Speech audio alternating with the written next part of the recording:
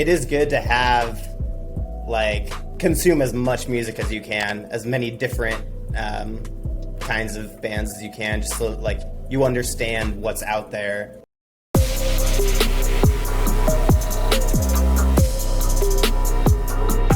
xRhythms. You start writing new stuff for everything all at once, which I'm assuming at the time you were writing wasn't actually labelled as just your second release under Face Down. Within that release, you write Ghost Tape number 10. Mm-hmm. Can you give us a little bit of more of a breakdown of that track, like lyrically, sonically, like where were you heading? Where were you hoping to go with that? I don't know if you're familiar with the Screw Tape Letters by C.S. Lewis. Personally, vaguely, like I'm aware of them and a little bit about what it's about, but I've never actually gone through it myself. I also have never gone through it. In high school, we had to read a couple of like excerpts from it and then write our own Screw Tape Letter, and essentially it's like a correspondence between demons in hell about like how they're going to wreak havoc amongst the human race and lead people away from God. So that's kind of the inspiration behind that song, is just like writing from the standpoint of like a devil, I guess. I feel like people my age struggle a lot with their identity and their physical look. I think that like manifests itself in like very dangerous ways. Let's take a little bit of a look from a faith perspective. How much has your faith influenced the stories you're telling through these songs? Or is that something that you've intentionally done to leave it out or put it in? Or is that something you feel that if it's there, it's just come naturally through what you're trying to say? It's definitely not something I'm trying to force into my writing. It's just kind of who I am. Like, it's what I've always written about.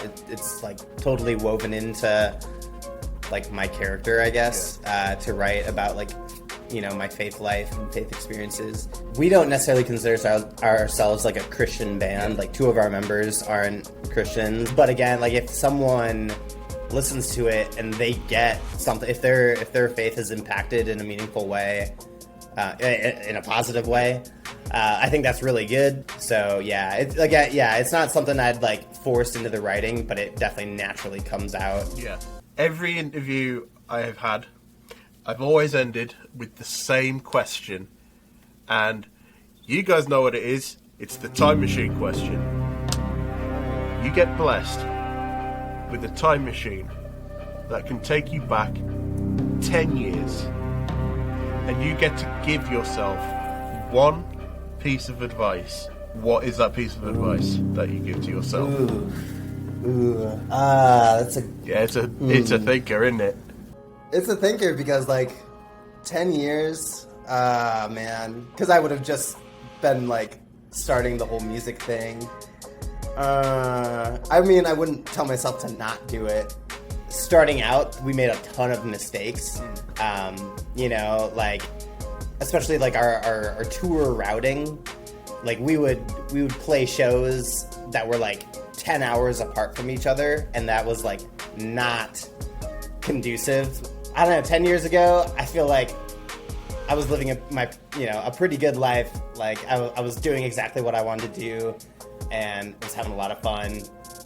So not a lot of regrets there. But yeah, I don't know. I would have just encouraged myself to keep practice more. Awesome. Yeah. Well, Justin, thank you so much for having this chat with me. It has been absolutely incredible. Just before we go, where can we find you on social media? Where can we find Weathered on social media? So you can find Weathered. All of our social media is Weathered MN, as in like Minnesota, like MN. Yeah. So yeah, that's the band's socials. You can find me on Instagram, Justin Bobbert. Post a lot of pictures of trees and my pumpkin that I just bought. So yeah, feel free to reach out with us and, you know, listen to our music, connect with that, and if you like what you hear, we'd love to hear about that. So yeah. Awesome. Well, thank you once again, Justin. It's been incredible. And for you guys at home, Until next time.